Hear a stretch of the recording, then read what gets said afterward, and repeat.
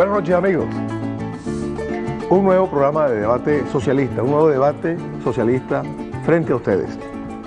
Y hoy, culminando un proceso, o una etapa del proceso que hemos llamado, el CNE ha llamado, y que nosotros lo asumimos, los venezolanos, como el simulacro del proceso electoral. El simulacro porque se verifican todas las condiciones en las cuales se va a dar el proceso electoral del día 7 de octubre, cuando elegiremos al nuevo presidente de la República, al que va a asumir los destinos de la patria junto con el pueblo, junto con nosotros, desde el año 2013 en adelante. Hoy nos acompañan dos invitados especiales, el historiador Leonel Muñoz y el comunicador social Alberto Arangivel. Ambos han participado con nosotros en distintos programas, en estos debates socialistas y debates del socialismo. Les recuerdo que a través del Twitter ustedes pueden con @BTV Canal 8, con la etiqueta numeral CNE Poder Soberano, para que ustedes participen junto a nosotros en este debate socialista, con sus opiniones. Y por supuesto entonces el tema que hemos asumido, el tema que nos convoca es la discusión sobre el debate sobre qué son las elecciones y cuáles son las condiciones en las cuales estas elecciones se dan en nuestra democracia. Democracia que, como todos sabemos, es una democracia en construcción, pero podemos afirmar, yo me atrevo a afirmar, que es probablemente una de las democracias más perfectas del mundo, no tanto por la tecnología, sino porque la profundidad con la cual se está dando la incorporación del pueblo en la toma de decisiones, la participación del pueblo, que al final es lo que significa democracia, gobierno del pueblo. Y bueno, hoy estamos concluyendo con una actividad, hemos concluido una actividad bien interesante con la gente participando en la calle, prácticamente como si estuviésemos frente a un evento electoral. ¿Qué conclusiones tenemos hoy, Alberto, podemos tener hoy de esta jornada del día de hoy? Bueno, yo, en primer término, la sensación personal, fui a un simulacro, pero voté de verdad. Eso es algo que ya una... O sea, el voto no fue simulado. No fue simulado, fue de verdad. Y yo creo que todo el mundo fue a votar de verdad. Exactamente, pero no, me llama la atención que no todo el mundo, en el recorrido que yo hice, por lo menos en algunos municipios acá en la capital, en Baruta, etcétera, me encontré con una muy baja incidencia en los sectores de más alto nivel. Por ejemplo, ahí en el centro del San Ignacio no había casi nadie durante toda la jornada. Eso es muy significativo, sobre todo por la furia con que se ha dado muchas veces o se ha expresado el discurso de la oposición, sobre todo la oposición de a pie. Y en un primer momento la explicación que uno pudiera encontrarle es que efectivamente se constata el día de hoy por la naturaleza institucional del evento. Es decir, hoy estábamos acudiendo no a elegir en términos formales concretos, sino a respaldar el proceso de construcción de la democracia que está llevando adelante el pueblo venezolano con su poder electoral. Hoy estábamos aportando en el aseguramiento de la robustez y el avance de nuestro sistema electoral, como lo sabe todo el mundo. Estaba siendo incluso observado pues por los acompañantes que tenemos ahora, que están en esto muy atentos. Y la explicación entonces que yo veo es que precisamente, como lo hemos venido analizando en otras entregas, hay mucho de antichavismo en la oposición más que de caprilismo. Creo que Capriles no es definitivamente el candidato que se erigió en tal producto de un liderazgo, de un discurso, de una propuesta, de una capacidad retórica, etcétera, o de una estatura o una dimensión de estadista, sino precisamente, como dicen los mismos militantes de la oposición muchas veces, cualquier cosa que pongamos nos interesa, porque lo que ellos quieren es precisamente salir de Chávez, y eso se expresó en buena medida en esa falta de afluencia de los sectores opositores hoy a este evento tan importante para la democracia, como digo. Ahora, Leonel, historiador, la democracia en Venezuela nunca ha sido como la que vivimos hoy. Tenemos 13 años de gobierno revolucionario, de gobierno del presidente Chávez, y fue mucha el agua que pasó bajo el puente en los llamados años de la democracia representativa en Venezuela, el pacto de punto fijo. ¿Cómo eran las elecciones antes? Muy buenas noches, profesor. Un honor para mí estar aquí con usted y con mi buen amigo Alberto. Igual para nosotros. La democracia en Venezuela es una procura histórica siempre acabada y siempre también por alcanzarse y por conquistarse y por redimensionarse y por hacerse cada vez más perfectible. Si nos vamos a los días aurorales de la República, el ejercicio del sufragio estuvo durante largo tiempo constreñido a ser un privilegio ejercido por minorías, como consecuencia de diversos diques de contención, como los de la ciudadanía censitaria, esos que se comenzaron a establecer prácticamente desde inicios de la vida republicana, que establecían que la gente, el ciudadano activo, como se decía en ese tiempo, tenía que tener cierto ingreso, demostrar solvencia económica para poder ejercer el derecho al sufragio, además mediante unas elecciones que no eran directas como las que podemos ejercer ahora, sino que eran de 2 y 3 grados según el sistema del momento. Pero más o menos así era la democracia de los griegos, de alguna manera. Así es. Habíamos copiado un modelo. Y también otro dique de contención que se mantuvo durante mucho tiempo en Venezuela tuvo que ver con la demostración de capacidad por parte de la ciudadanía, de quienes ejercían ese derecho, ese saber leer y escribir, digamos, era un requisito fundamental, aparece en la Constitución de 1830, aunque se pospone su aplicación, y luego va a ser un requisito que va a reaparecer ya a finales del siglo XIX y que va a marcar la historia electoral venezolana prácticamente que durante los primeros 150 años de nuestra vida republicana. A mediados del siglo XX se abre la compuerta de la participación ciudadana mediante el sufragio de los analfabetas y de las mujeres que no votaban en Venezuela, pero aparecen otros elementos que ensombrecen o que ensombrecieron en su momento el ejercicio abierto y libre de la soberanía por parte del pueblo. Me refiero a mecanismos que reposaban en la discrecionalidad de los funcionarios de ese momento, de los partidos hegemónicos de ese momento. Hablo de Acción Democrática COPEI, hablamos del modelo que se ensayó por vez primera durante el trienio 45-48 y que va a continuar luego de punto fijo. Hablo del famoso acta Mataboto y de todos esos escamoteos que todos muy bien sabemos se cometieron en el pasado, de modo que durante todo este tiempo para la sociedad democrática venezolana, para la sociedad toda venezolana, la transparencia del voto, la eficacia, la celeridad y el respeto a la voluntad soberana del elector se convirtió en un anhelo, en un propósito de toda la sociedad.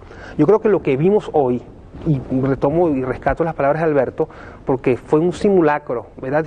Nada más que una prueba, probar el sistema de votación, los mecanismos tecnológicos y todos los arreglos y los funcionarios que tienen que movilizarse en torno a la puesta en escena de la garantía que vamos a tener el 7 de octubre para que los ciudadanos ejerzan libremente su derecho, pero parecía una elección, la gente estaba en la calle.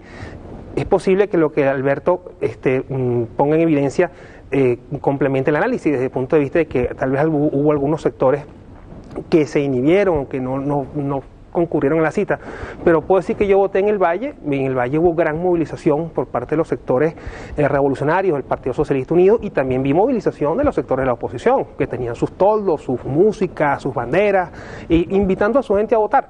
Y era una simulación, pero ¿por qué esta simulación se convierte en un día prácticamente de elección, desde el punto de vista del sentimiento de la gente y de la pasión y de la entrega y del respeto y del carácter cívico de la ciudadanía en los centros de votación, que es otra cosa que quiero rescatar?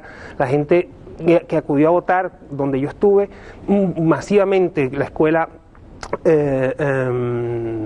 Caraciolo Parra León en el Valle, se me olvida porque no me toca votar ahí, en ese centro electoral, pero allí la gran cantidad de gente que estuvo, todo el mundo respetó el parecer de los demás, la gente ejerció, hizo la prueba que tenía que hacerlo, personas con discapacidad, varias personas con discapacidad, gente mayor, es decir, lo de hoy fue una fiesta democrática. ¿Por qué un simulacro se convierte en nuestra sociedad en una fiesta democrática? Porque estamos en democracia, porque estamos ejerciendo la libertad, porque además estamos en un momento en el que la sociedad venezolana está altamente politizada, en el que los niveles de conciencia política y social de nuestra sociedad se han elevado a un punto en el que un simulacro, nada más que una prueba de lo que vamos a verificar el 7 de octubre, se convierte ya en sí mismo en una fiesta democrática, que fue lo que vimos hoy. Que no se desconecta del concepto de participación y protagonismo. Así es. No solo que muchas veces ha sido polémico porque quien no lo comprende lo coloca, tú sabes, como una fraseología de carácter izquierdoso, etcétera, que habría traído el comandante Chávez a nuestra Constitución. Pero en esto que estamos viendo, que no es sino precisamente el empoderamiento de un activo que le fue secuestrado a la sociedad, que es la política como un instrumento para el avance de la sociedad de manera armónica.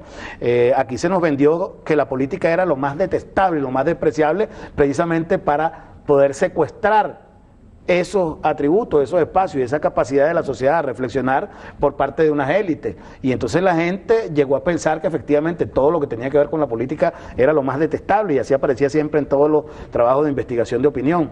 Y ese rescate que el comandante llama la repolitización, sigue siendo polémico porque es un punto diferenciador de los dos modelos que están hoy debatiéndose, no solo en Venezuela, sino referenciado a nivel internacional. En el mundo entero, estas elecciones tienen un peso determinante, más allá de lo que incluso nosotros mismos a veces entendemos, ya no solo en lo referencial, sino en lo circunstancial, como pudiera ser el hecho de que por primera vez tenemos tan cerca la elección en nuestro país, en esta circunstancia de la elección de los Estados Unidos. Si quieres hablamos de eso con más detalle.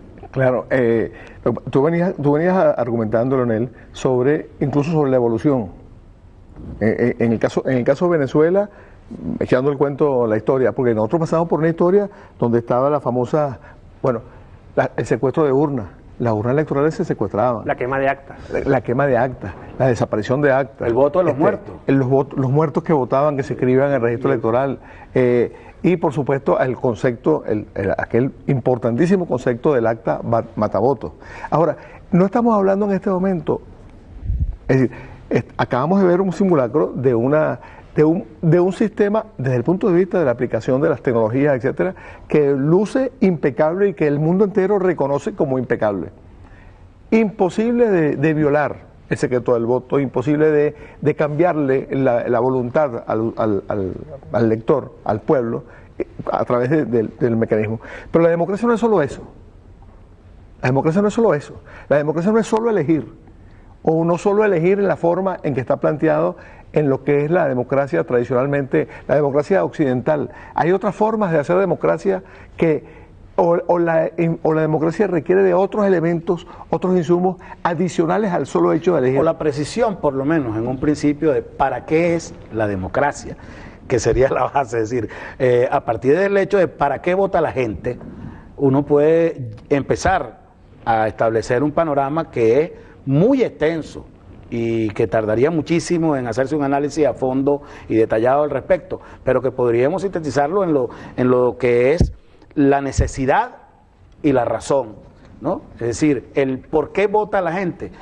Muchas veces descuidamos eso y creemos que cuando se están viendo los análisis de opinión y las encuestas, entonces hay una suerte como de competencia o de conveniencia en función de algunos intereses muy particulares, específicos, desde el punto de vista material o de logro en algún área del ámbito de la gente, pero en definitiva la gente vota para vivir la democracia para lo que fue concebida, como la conserjería del funcionamiento en armonía, en paz de una sociedad en términos de la elevación de calidad de vida de manera justa e igualitaria para toda la sociedad. Vamos a ir a un corte con un micro sobre los fraudes electorales y ya regresamos con Leonel, que tiene una intervención que hacer. Los procesos electorales en Venezuela siempre estuvieron sesgados por diversos hechos que hacían difícil el afianzamiento de la democracia. Y luego de la firma del pacto de punto fijo, se vieron marcadas por un fantasma llamado fraude, que aunque era de conocimiento público, nadie lo denunciaba, y si lo hacía, no se realizaba ninguna averiguación y mucho menos se aplicaba alguna sanción. Las prácticas fraudulentas eran diversas, pero todas orientadas a que los intereses de la burguesía y de los principales partidos como Acción Democrática y Social Cristiano Copey se impusieran por encima de los designios del pueblo.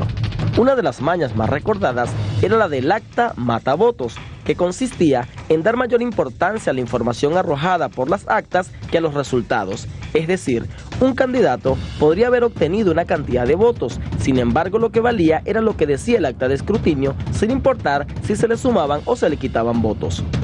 Otra frase muy recordada de estos procesos era el famoso kikiriki, un voto para ti, kikiriki, un voto para mí, con la cual los partidos AD y COPEI, en complicidad con los miembros de mesa y testigos políticos, se repartían los votos que obtenía el Partido Comunista de Venezuela.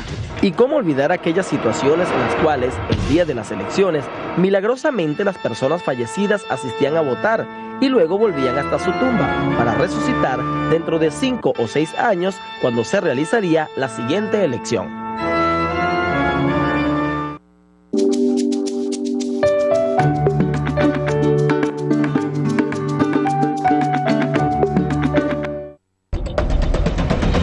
Básicamente el gobierno de Capriles no va a ser el gobierno de Capriles, el gobierno de Capriles va a ser el gobierno de la Junta de Accionistas de los grandes grupos económicos en Venezuela. Todavía nosotros no nos hemos reunido en Guayana con Capriles Radó, que no nos hemos reunido, y no quiere nada con los trabajadores. Este es el candidato de los allanamientos, este es el candidato que al llegar a Miranda lo primero que hizo fue atacar a las misiones. Este es un candidato de la derecha más fascista porque es de los poderes económicos. Este es el candidato del imperio.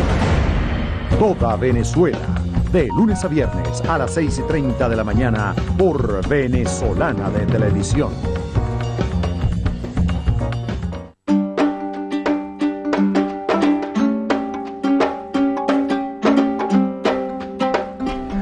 Hola amigos, ¿qué tal? Soy Dilia Guaycarán. ¿Saben por qué voto yo? ¿Por qué ejerzo ese derecho y cumplo con ese deber? Porque el pueblo decide.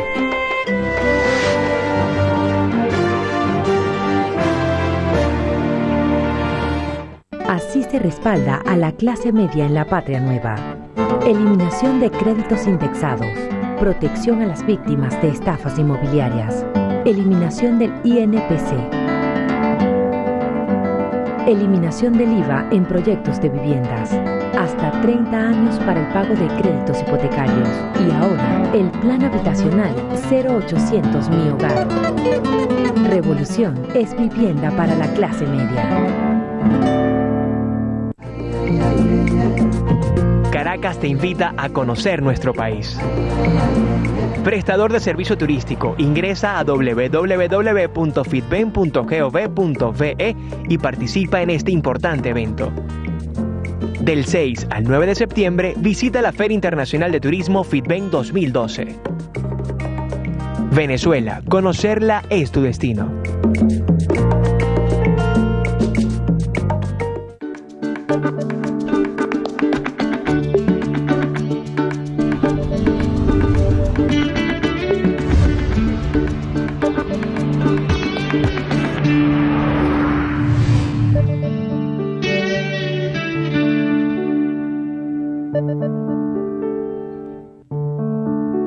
Yo vivo una patria nueva. Yo vivo una patria nueva. Una patria nueva. Centenares de nuevas industrias están surgiendo en toda Venezuela, con más empleos y más independencia. El presidente Chávez ya anunció nuestro gran polo industrial en el país. Por supuesto que me siento orgullosa de ser venezolana. Vamos a ser potentes. En una nueva Venezuela. Y cada día es mejor. Esta es la patria bolivariana, la patria nueva. El gobierno bolivariano y el Instituto Nacional de Aeronáutica Civil, INAC, velan por tus derechos al usar el servicio público de transporte aéreo en nuestro país. De esta manera, cuando tengas una demora en tu vuelo superior a 2 horas, sufras la pérdida de tu equipaje, seas atendido de manera incorrecta o poco amable, haz tu reclamo ante los servidores públicos del aeropuerto donde te encuentres y formaliza tus denuncias sobre irregularidades con tu vuelo ante el INAC.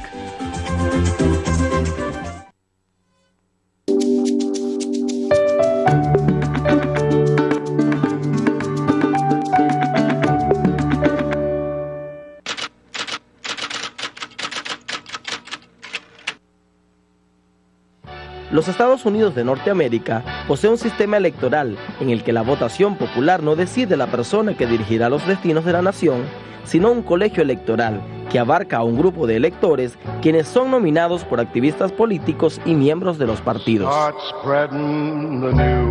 Sin embargo, los electores no necesariamente votan por aquel candidato que obtenga la mayoría de los votos, como lo ocurrido en el año 2000, cuando George W. Bush obtuvo la victoria en la elección presidencial, a pesar de que su contendor Al Gore obtuvo la mayoría de los votos en la elección popular. Además, las elecciones se realizan el primer martes del mes de noviembre. Es tomado como un día laborable, por lo que muchos ciudadanos no pueden asistir a ejercer su derecho por miedo a recibir sanciones o perder sus empleos. Otra peculiaridad de la política estadounidense es que las empresas privadas participan en los procesos electorales mediante donaciones económicas. Estas donaciones sirven para ayudar a los candidatos que las empresas creen más favorables para sus negocios. En Europa también existen sistemas electorales que tienen similitudes con el nuestro. Sin embargo, el Reino Unido fundamenta su democracia en un sistema de gobierno monárquico donde todo es diferente. Allí la reina es quien ejerce la jefatura del Estado. La misma no es elegida por el pueblo, sino que pasa el reinato de generación en generación, esto para garantizar la nobleza y como aspecto relevante, vale mencionar que no cuenta con una constitución de la República. Dentro de la estructura de poder existe la figura del primer ministro. Este es el líder del partido que obtenga la mayor cantidad de representantes a la Cámara de los Comunes, que viene a ser como el Congreso de la Nación. El primer ministro tiene en su poder el llamar a elecciones en cualquier momento de su gobierno si así lo requiere la reina. De no ser así, se realizan los comicios cada 5 años. Más cercano a nuestras latitudes encontramos a la tan criticada Cuba, país socialista que posee un sistema electoral muy propio, creado de la mano de los electores constituidos en poder popular. En esta nación se realizan elecciones universales, directas y secretas cada 5 años para la Asamblea Nacional, quien decidirá quién será el presidente de Estado, que a su vez es el presidente de la República, pero que debe ser antes postulado por el pueblo. El Consejo de Estado conforma la Comisión Nacional Electoral, que será el ente rector del sufragio y coordinará la constitución de los colegios electorales que funcionan en las provincias, donde será el lugar que se establecerán las mesas electorales. Una característica importante de resaltar en el proceso cubano es que las urnas electorales son custodiadas por niños y jóvenes pioneros, garantizando aún más la transparencia y legalidad del proceso.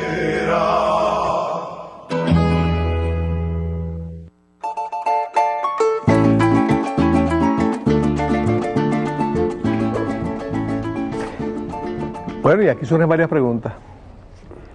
La democracia es solo votar. Acabamos de ver en el micro tres formas, 3 ejemplos en los cuales hay formas distintas de seleccionar a los que van a conducir los destinos de la nación. Vimos el ejemplo de Estados Unidos, democracia desde el punto de vista formal sumamente imperfecta.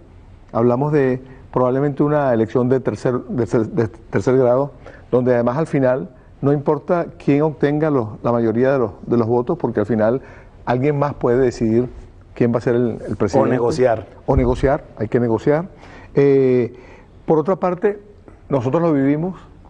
¿Quién vota por el llamado cuarto poder? Es un poder. Todo el mundo admite que es un poder. Y sin embargo, ¿quién vota por ese poder? El cuarto poder.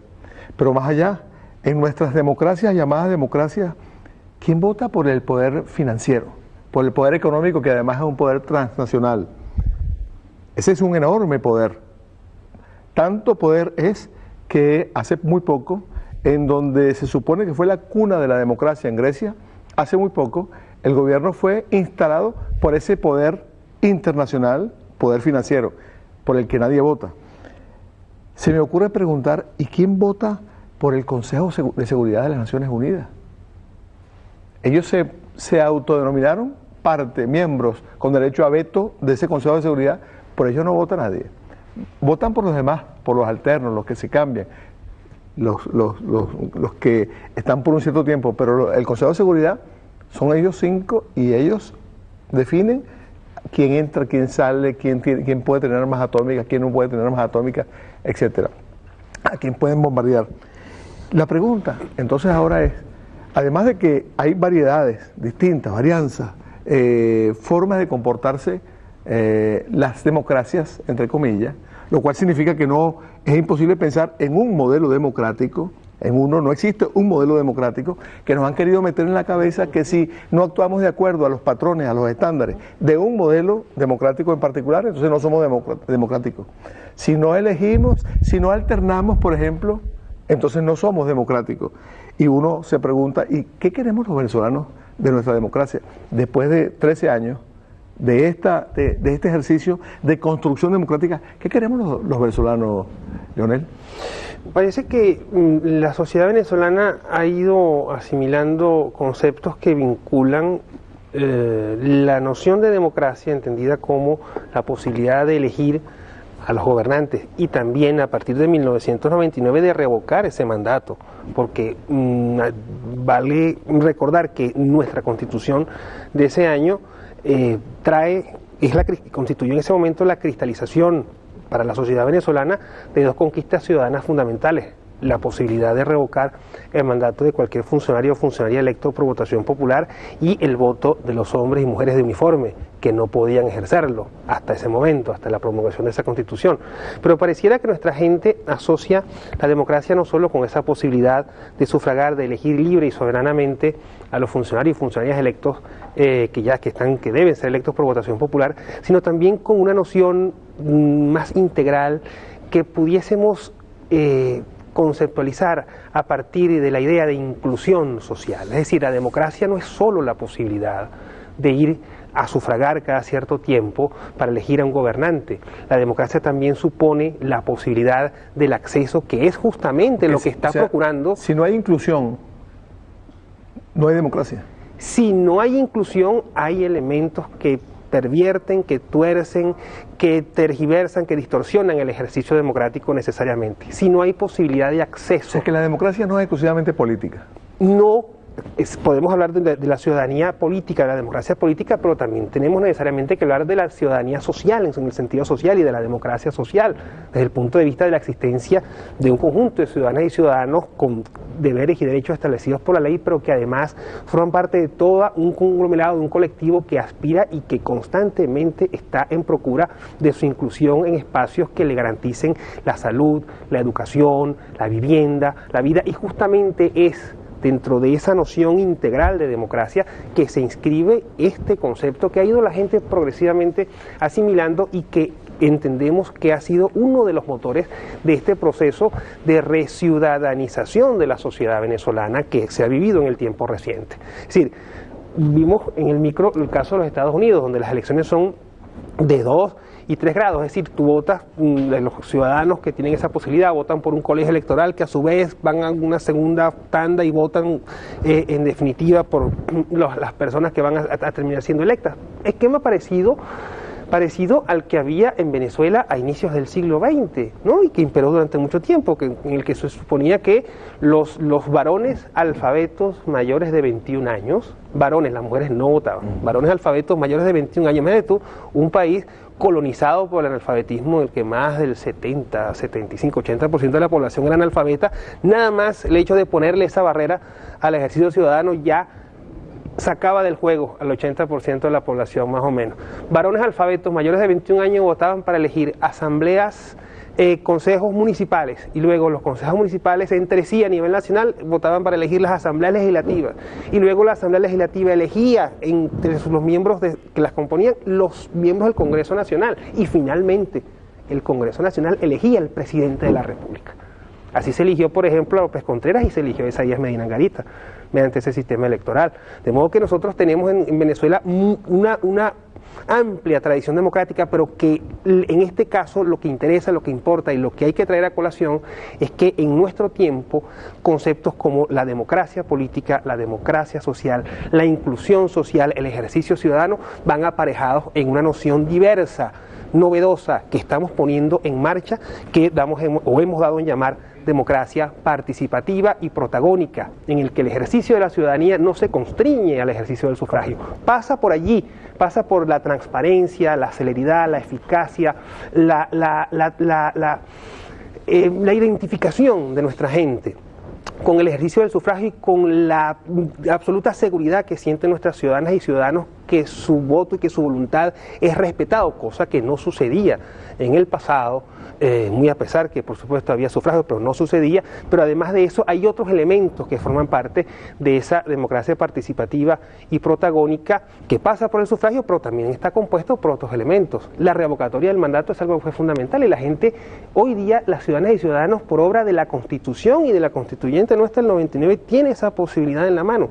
Tenemos, en definitiva, profesor, más, como decía aquel libro intitulado Más y Mejor Democracia, de uno de los dueños de los medios privados de comunicación. Pero fíjate, lo que tenemos hoy día en Venezuela es más y mejor democracia, y por eso un simulacro como el de hoy se convierte en una fiesta democrática. El problema es que ahora, perdóname, para hacerte la pregunta a ti, es que entonces democracia exige la presencia del pueblo. Claro, es decir, ese es el punto al que yo quería que llegáramos, porque el asunto no se trata de cumplir con el ritual formal del ejercicio del voto, porque si lo llevamos al extremo, vamos a encontrar, como lo decía ya Marx y lo decía Lenin en varias oportunidades, que lo que termina es fortaleciendo el modelo de sociedad burguesa que tiene en la democracia, que ha secuestrado para poner el Estado a su servicio un instrumento poderosísimo, porque es un instrumento de desmovilización en la medida en que lleva a cabo la realización de la aspiración de la sociedad de que con el voto estaría produciendo cambios, mientras que el poder económico, el poder político, el poder de la oligarquía se mantienen incólumes, se mantienen inamovibles, y ese es el riesgo que tenemos, y ahí está lo dialéctico de este concepto de la democracia en el marco de la construcción de un modelo de sociedad socialista como el que nosotros estamos avanzando. Muchas veces desde el ámbito mismo de la revolución encuentras tu gente que dice, tú no puedes acusar de burgués el modelo electoral, porque entonces ¿qué hacemos nosotros ahí? Porque estamos avanzando con un modelo que no ha sido escrito, que no está, que no tiene antecedentes, que es una propuesta del siglo XXI y que tiene que construirse sobre sí mismo, como nos invita Chávez permanentemente, revisando lo que fueron los errores del pasado para no volver a cometerlo. En la búsqueda de eso es donde nosotros tenemos que tener claro, primero que nada, para qué sirve este modelo de democracia. El modelo actual de democracia, incluso con todo el avance de esa nueva concepción incluyente, humanista, de la participación en el protagonismo, tiene el defecto inmanente de que está fortaleciendo el modelo económico del capital, porque como tú lo decías, la empresa privada no es electa.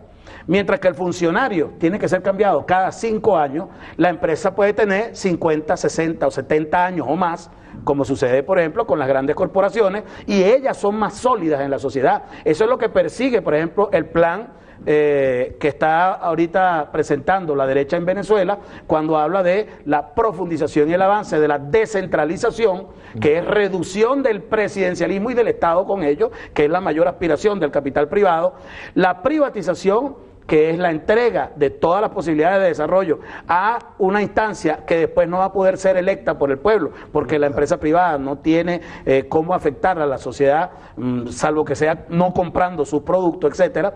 Y luego, por supuesto, ese concepto de autonomía que se promueve como las 3 patas que tiene ese programa que presenta Capriles hoy. Por ejemplo, la autonomía del Banco Central. Como la autonomía del Banco Central, por ejemplo. Eso es lo que termina por entregar definitivamente la democracia, que será muy perfecta y muy pura, pero colocada al servicio de los intereses de los sectores oligárquicos de la burguesía. Y entonces, a la larga, terminas teniendo más elecciones que aseguran que no hay cómo discutirle al modelo burgués, que está asentado sobre bases sólidas, sobre bases legítimas. Ese es el riesgo que hay en estos procesos. Y por eso es que la profundización de la ideologización, de la formación ideológica, es la tarea más imperiosa y más importante a la que nos invita el comandante. Ahora, ¿cuál era la ideología subyacente, por ejemplo, en la década previa a la Revolución Bolivariana? ¿Cómo se puede expresar esa ideología en cuanto al tema? En la alternabilidad. Ajá, por ejemplo. El tema de la alternabilidad es determinante, porque en la medida en que tú alternas, mientras más alternancia haya, reduce las posibilidades de la consolidación de liderazgo, de un proyecto, que fomenten corrientes populares de nacionalismo y con ello que generen soberanía. En la medida en que tú reduces la posibilidad de formación, de consolidación de liderazgos sólidos populares, entonces está disminuyendo las posibilidades del Estado, que es el que tiene la gente, la sociedad, para poder avanzar de manera armónica según el acuerdo social del que hablaba Rousseau, y se fortalece precisamente los sectores dominantes, ancestrales en la sociedad, que son los que van a tener entonces siempre asegurado, digamos, siempre el control de todo el aparato del Estado. Y esa es la propuesta, como digo, que tiene. Fíjate que yo lo quería citar textualmente de lo que dice en el manifiesto, en el prólogo, en el epígrafe del manifiesto del Partido Comunista, lo dice Marx y Engels. La clase obrera no puede simplemente tomar posesión de la máquina estatal existente y ponerla en marcha para sus propios fines. Eso lo dicen de esta manera. No debe hacer pasar de unas manos a otras la máquina burocrática militar, como venía sucediendo hasta ahora, habla de la Revolución de Octubre, sino demolerla. Hablan de la democracia burguesa, porque él dice que la teoría de la democracia pura es una teoría de la aristocracia obrera domesticada y cebada por los saqueadores imperialistas. Esa teoría fue sacada a la luz para cubrir las lacras del capitalismo, para disfrazar el imperialismo y darle fuerza moral en la lucha contra las masas explotadas. Ese es el propósito. Una democracia que inhiba la potencialidad revolucionaria de la sociedad y la desmovilice. Correcto. Vamos a ir a un corte con... los ciudadanos opinan sobre su nivel de confianza con respecto a nuestro sistema electoral.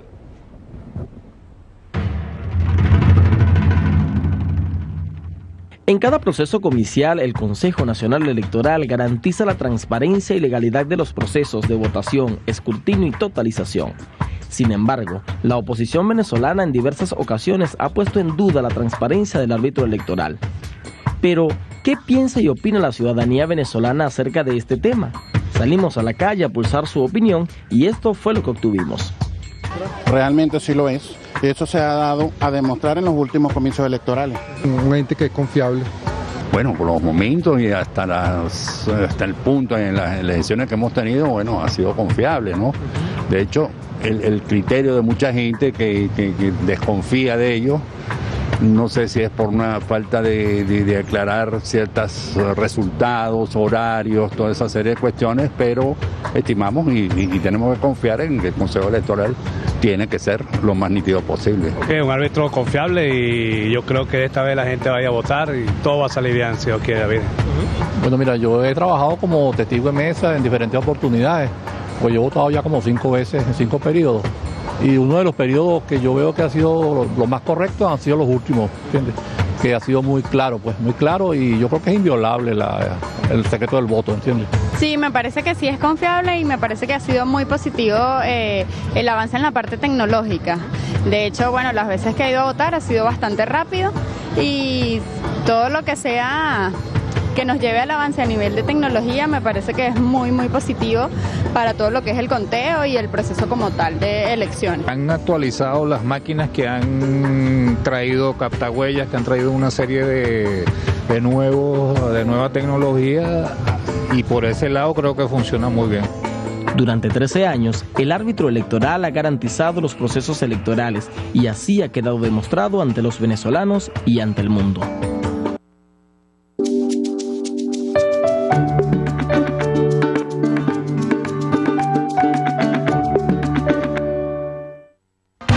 Esta noche, La Hojilla, en horario especial. A las 10, por Venezolana de Televisión. Todos los días, a las 5 de la tarde, te ofrecemos un espacio para el periodismo irreverente y para la información en el ámbito económico. Vamos a ver qué nos dice la gente, para dónde va esta ruta del progreso, hacia el camino del barranco. Lunes, miércoles y viernes, Pedro Carvajalino afianza la batalla contra la mentira, la desinformación y la manipulación mediática. ¿En qué anda? Un programa dedicado única y exclusivamente al tema económico. Los martes y jueves son de Economía para ti. Erika Ortega con el balance actualizado del sistema económico y financiero del país. Recuerda, a las 5 de la tarde por Venezolana de Televisión. PDVSA es una empresa del pueblo venezolano. Es por eso que los dividendos de PDVSA vuelven para el pueblo. Se reinvierten en las viviendas populares.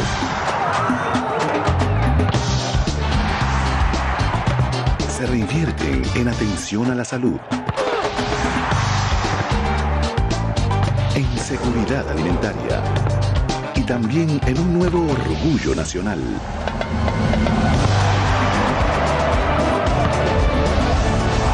PDVSA y la Vinotinto son nuestras, son del pueblo. Todo el mundo sabe que el próximo 7 de octubre será la elección presidencial. Pero, ¿sabes si te seleccionaron como miembro de mesa? Tienes 3 maneras de enterarte. Visita nuestra página web www.cne.gov.be. Llama al 0800 Votemos o envía un mensaje de texto con tu número de cédula al 2637. Juntos hacemos democracia. Cumple con el servicio electoral. CNE, la confianza de elegir.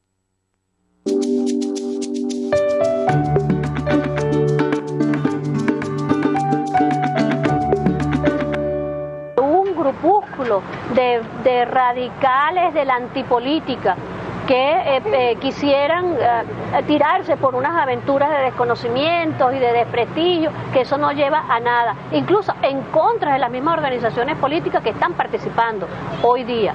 Entonces las venezolanas y los venezolanos ya están acostumbrados a eso y saben que el poder electoral, los resultados que da son perfectamente cristalinos, la expresión del voto de las venezolanas y los venezolanos. Así que puede ser que lo diga, pero estoy segurísima que no va a prosperar porque el pueblo no lo va a permitir. Pero además de eso, el poder electoral es el garante del voto hasta el final.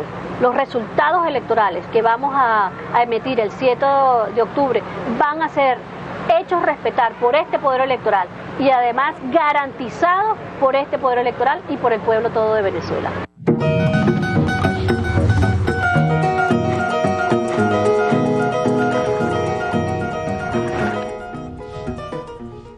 Bueno, la rectora es el árbitro.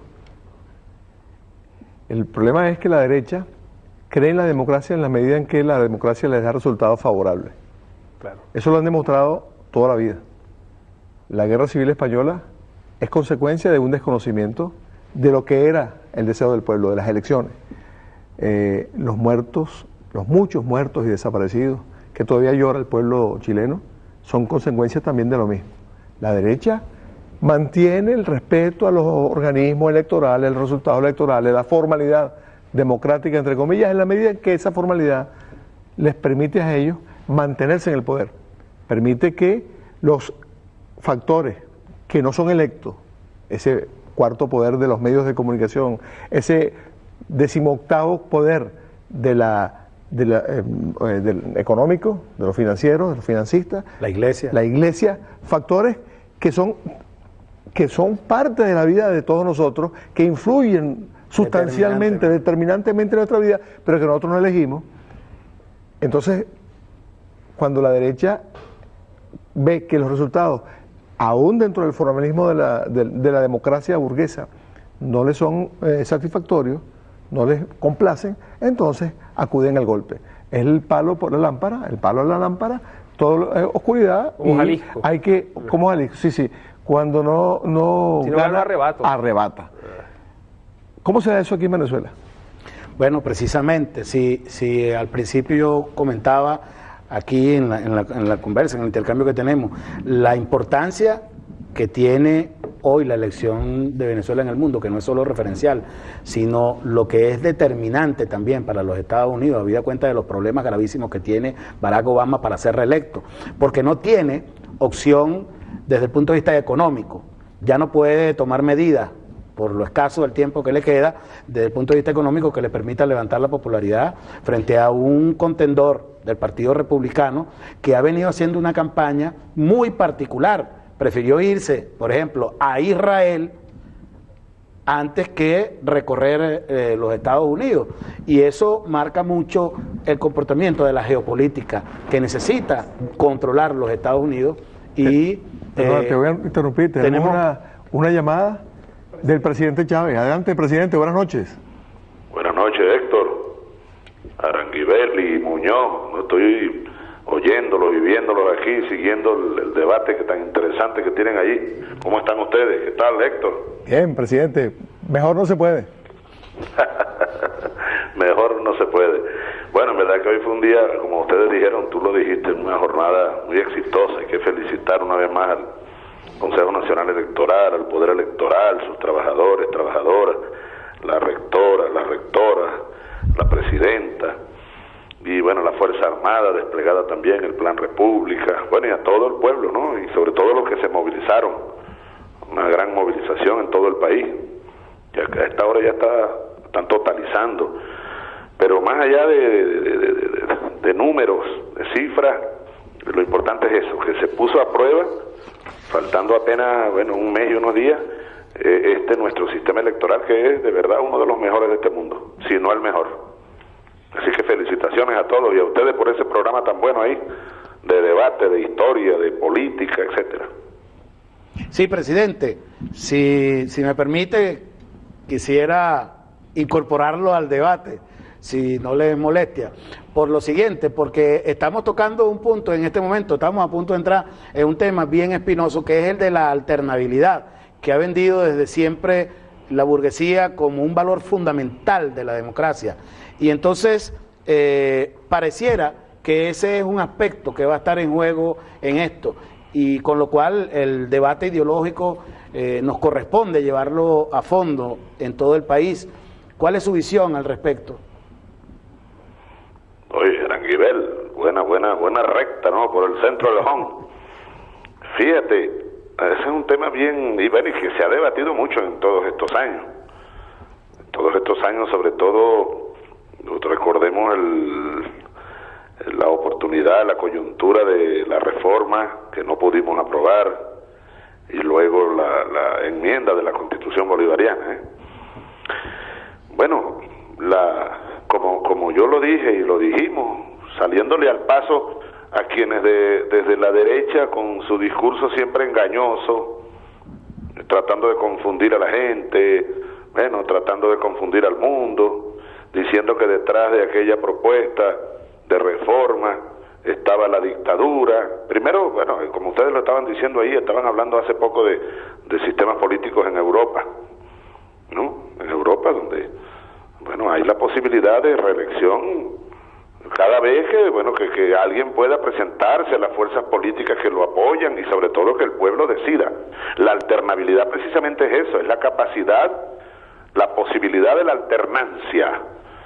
Y ahí está el pueblo, y ahora mismo el 7 de octubre se pone en juego, está ahorita en juego en Venezuela en profundidad y con una fuerza muy grande. Bueno, la alternabilidad está en juego.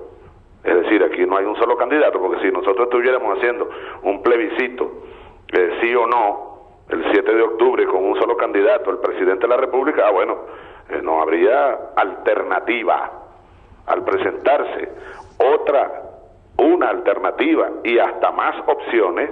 Eso califica, ¿no? Define esa categoría que está presente, por supuesto, en nuestra Constitución bolivariana y en el sistema político venezolano, de la alternabilidad.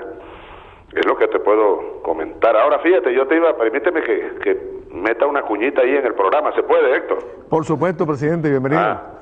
No, porque tú sabes que uno lee todos los días declaraciones de dirigentes de la derecha y del candidato burgués y todo esto. Y da una casualidad, chicos. Bueno, esta no es casualidad, por supuesto. Es más bien es algo curioso. Esto que tengo aquí. Algunos extractos de discursos, declaraciones, etcétera, de los dirigentes de la derecha, de la burguesía, hace 6 años, por estos días, cuando estábamos en plena campaña y era candidato presidencial el filósofo, que era también gobernador, en ese caso del estado Zulia. Fíjate, por ejemplo, esto. El 2 de julio del 2006, en una entrevista del diario Últimas Noticias, Frijolito Primero, recordemos que fue candidato presidencial en el 98, dijo lo siguiente, repito, 2 de julio del 2006, comillas, las encuestas no están diciendo la verdad. La pasión que una vez existió en torno a Chávez ya no existe. Puede haber un efecto, pero es residual, es una situación confusa, dice este personaje. Luego dice el candidato, en el mismo diario Últimas Noticias, el 21 de julio de 2006, lo siguiente, comillas. Entonces, para comparar con lo que están diciendo hoy, es casi igual, casi lo mismo. Qué falta de ¿cómo se llama? De imaginación, de creatividad. Fíjate lo que dice Rosales, el candidato. Prometo ponerle fin a la política de donaciones en el exterior de la administración Chávez. Les cortaré las llaves de petróleo gratuito a Cuba.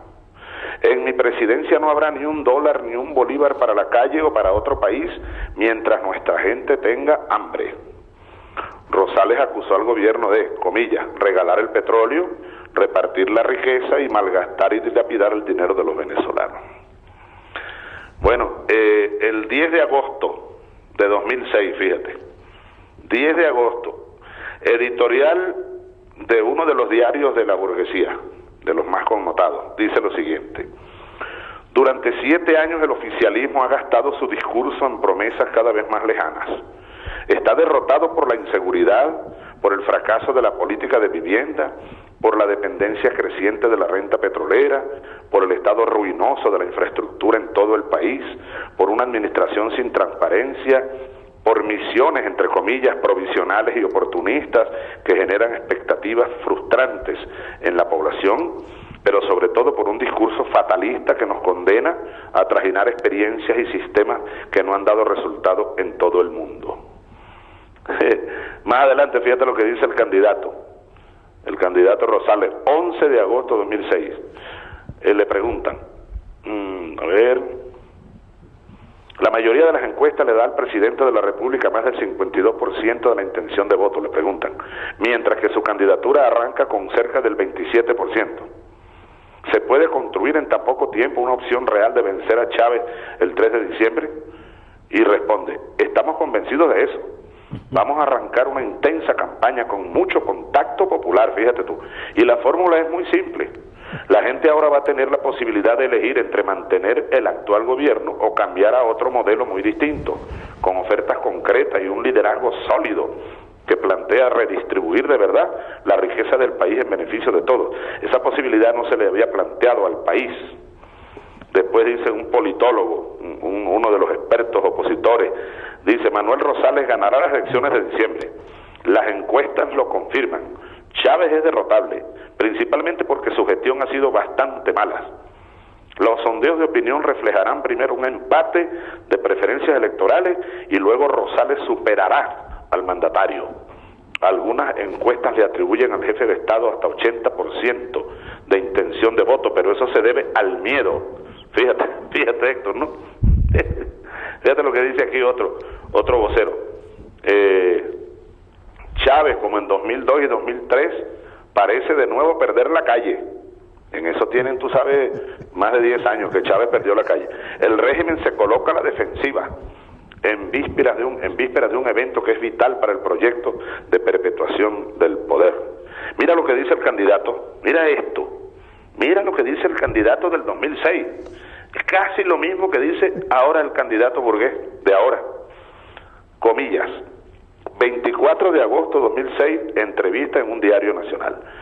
Comillas, para mí todos los venezolanos y las venezolanas son iguales. Fíjate, soy un representante y seré presidente de todos sin distingos, sin diferencias. Voy a llegar con los brazos abiertos. Aquí no hay facturas para nadie, no hay odio contra nadie. Aquí lo que hay es progreso, fíjate. La misma palabrita. Aquí lo que hay es progreso, desarrollo. El que quiera ver esto, que busque esta entrevista en un diario llamado El Nacional, el 24 de agosto del 2006.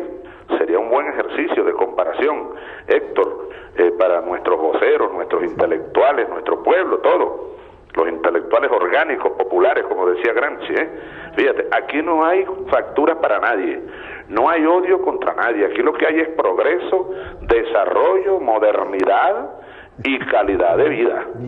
Después dice otra vez el mismo candidato, en el mismo periódico, un día después, no es que el presidente Chávez sea derrotable, es que ya está derrotado. Y lo voy a sacar a punta de votos, pues el pueblo de Venezuela ya se cansó de esto, no soporta más el desorden, el despilfarro, la violencia y lo que significa además el atraso para Venezuela, la política implementada por el actual gobierno de andar de país en país regalando nuestras riquezas. Fíjate, aquí dice, por primera vez, Ajá. Aquí dice otra analista política de la oposición, por primera vez también Chávez no tiene la iniciativa. La corrupción, la ineficiencia, la inseguridad y la división interna en su militancia le están rebotando. La campaña la lleva en sus manos Rosales. El gobierno en crisis comenzó a considerar que Rosales puede ser un peligro. La peor noticia para el chavismo es que Rosales le está llegando a los pobres y el hombre tiene buena estrella. Dice aquí la misma analista o escritora, periodista de un periódico nacional, el 3 de septiembre de 2006. Chávez perdió su discurso social, se encapsuló en su oferta comunista, al tiempo que Rosales presenta proyectos concretos para las clases más necesitadas. Chávez envanecido, fíjate lo que viene aquí, Chávez envanecido, se encierra en un teatro con estricta seguridad y Rosales camina por los barrios, se llena de barro, suda junto a los pobres. A estas alturas no solo la oposición considera la posibilidad de ganar, para los chavistas finalmente apareció el fantasma de la derrota. Otro dice aquí, el 17 de septiembre, este es un Chávez distante, que en el último acto de la Avenida Bolívar se vio fastidiado ante una audiencia que va a recibir órdenes. Es percibido como el hombre antiimperialista, amigo de Fidel Castro, pero sin conexión con el pueblo. Hay un desgaste, las cifras lo revelan. La estrategia falla porque el mensaje ignora a los indecisos. Otro politólogo dice, las cifras revelan una gran debilidad del presidente, ya no está en sintonía con la agenda pública, ya no es el Chávez de 1998, cuya bandera eran las reivindicaciones sociales. El presidente ya no sintoniza su agenda con la calle. No es una incongruencia el alto apoyo del presidente en las encuestas y por otro lado el alto rechazo a la regaladera de dinero. Bueno, y así, fíjate, su discurso no llega, no tiene calle, no tiene el efecto balsámico de otros tiempos y la gente ya no le cree. Son casi 8 años de gobierno repitiendo lo mismo, con una cantaleta fastidiosa y sin contenido, la arenga antiimperialista, mientras regala miles de millones de dólares en el extranjero y los servicios públicos, la miseria cada vez son mayores. Chávez no impone la agenda política, falta una misión novedosa. Recorrer un barrio envía un mensaje sencillo. Chávez no posee el monopolio de lo popular, su principal capital político corre peligro. El candidato, mira lo que dice, el 25 de septiembre de 2006, dice Rosales, daré continuidad a las obras y a varios programas de gobierno, tanto de la cuarta como de la quinta, así como a las misiones. ¿Viste esto? Cuyos integrantes serán tratados con dignidad y respeto. No votaré a nadie, no permitiré atropellos. Bueno, ¿qué te parece? Mira esto que viene aquí. Esto para terminar y dejarlo que ustedes sigan con su programa, por el amor de Dios. Mira lo que dice el 10 de octubre de 2006. Recordemos que las elecciones de ese año fueron en diciembre, ¿no? El 10 de octubre de 2006 Rosales dice lo siguiente: la diferencia de hacer campaña es muy grande.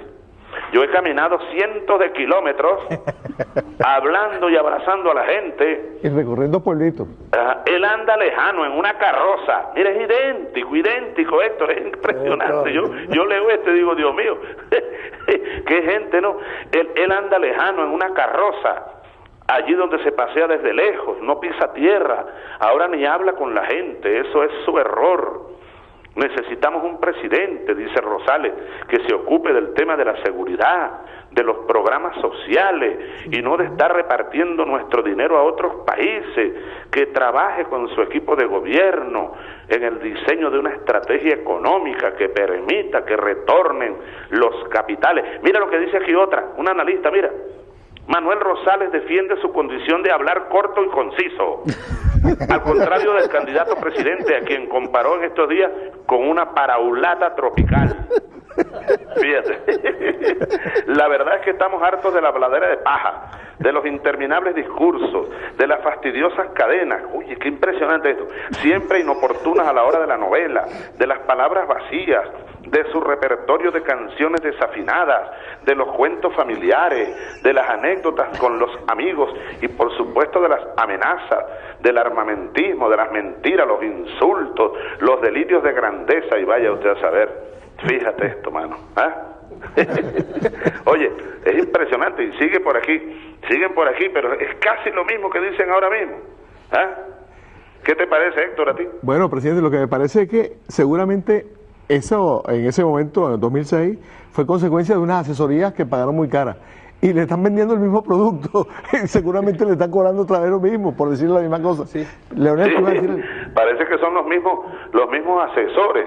Fíjate esto, mira, Manuel Rosales dijo el 26 de noviembre, faltando una semana, ¿no?, para las elecciones, más o menos, dijo: he caminado más de 420 kilómetros, he recorrido más de 75% de los municipios del país, ha habido días en que he hecho hasta 4 eventos de calle, siempre me han subestimado y siempre he ganado. Cuando fui candidato a alcalde de Maracaibo, mis competidores me subestimaron y no me dieron importancia y les gané. Cuando fui candidato a gobernador me subestimaron, dijeron que yo no sabía hablar y les gané.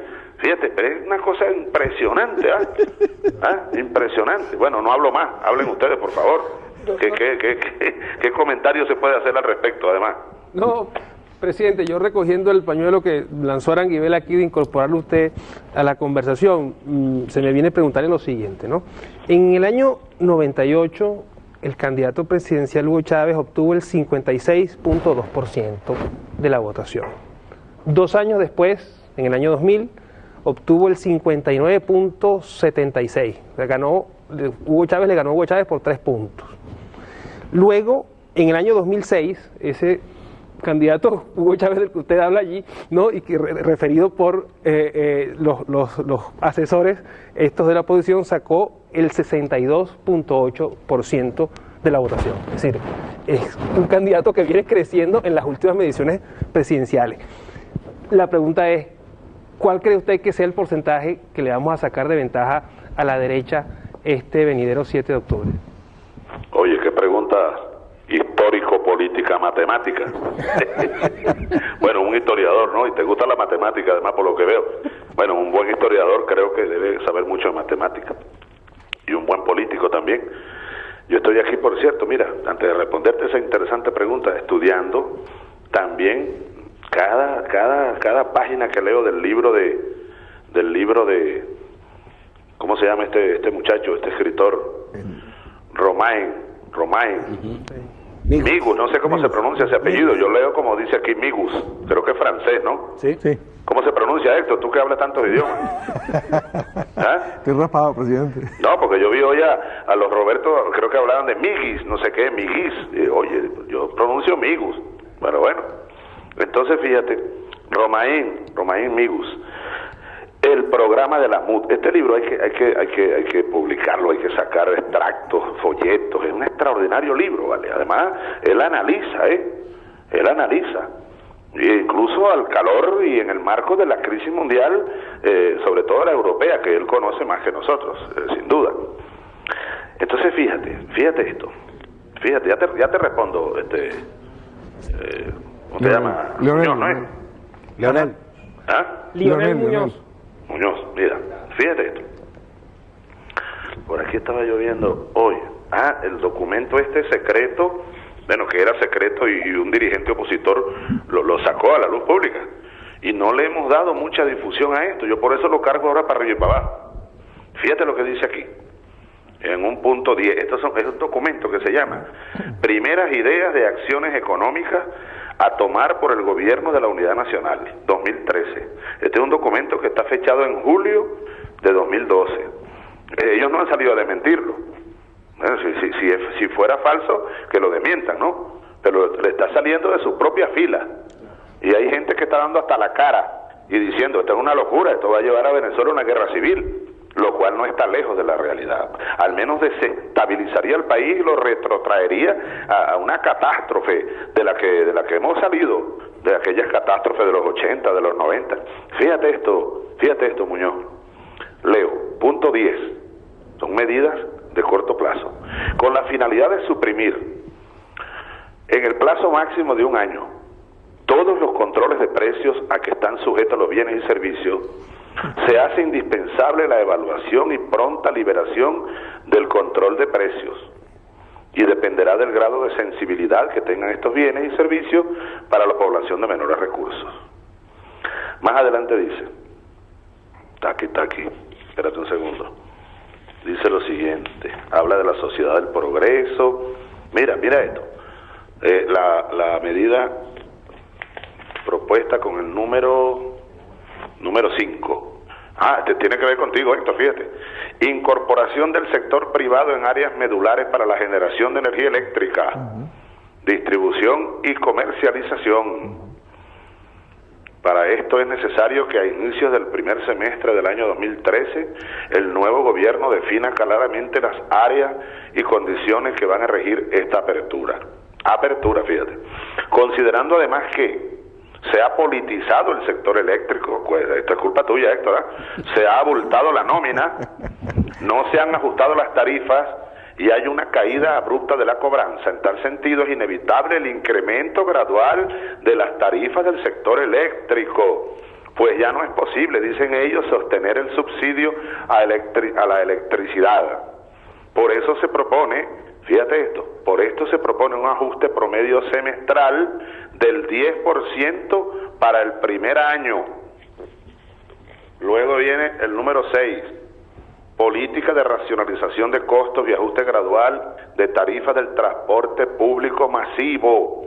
Para esto se propone incrementos trimestrales de 5% en los precios del pasaje trimestrales en los metros de Caracas, Valencia, Maracaibo, Ferrocarril del Tuy, Metrocable y otros sistemas de transporte público, hasta llegar como mínimo a que los ingresos operativos cubran los gastos operativos, etcétera. Fíjate esto. 7.